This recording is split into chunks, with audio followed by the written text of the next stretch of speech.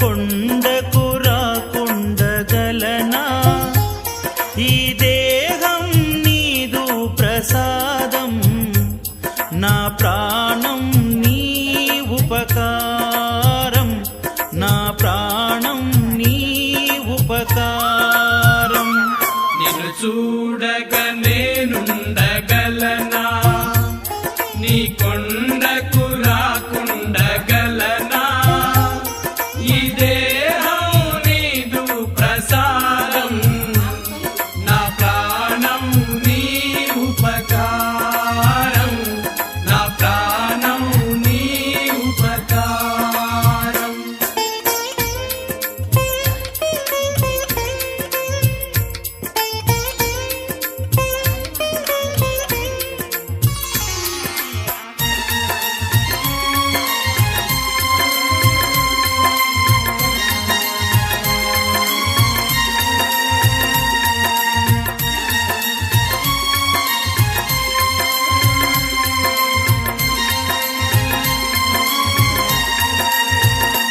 మనసన్నది నీ ధ్యానలోని తను ఉన్నది నీ కోరిక ఈ ఒక్క పాండవవత్తు ఆకుల గురించి తెలుసుకున్న తర్వాత పాండవవత్తి అని ఎందుకు దీనికి పేరు వచ్చిందంటే పాండవులు వనవాసంలో ఉన్నప్పుడు అడవిలో చీకట్లో తిరిగేటప్పుడు వెలుతురు కోసం ఈ ఆకులు తెంపుకుని వెలిగించుకుని ఆ వెలుతురుతో తిరిగేవారంట.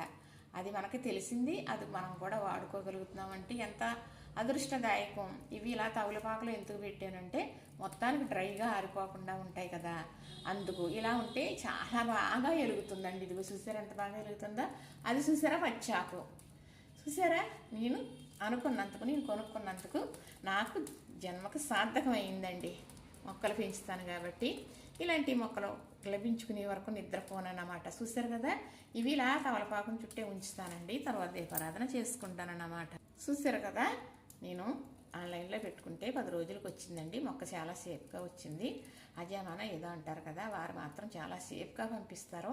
ఇంతకుముందు 2-3 సార్లు పెట్టుకుంటే అలానే వచ్చినాయి. మరి తీసేటప్పటికి రాలిపోయి ఆకులు వృధా చేయకుండా వెలిగించి చూద్దాము అసలు వెలుగుతుందా లేదా అని ప్రయత్నించాను. చక్కగా వెలిగింది. అవన్నీ కూడా పాండవభక్తి ఆకులతో వెలిగించిన దీపారాధనేనండి.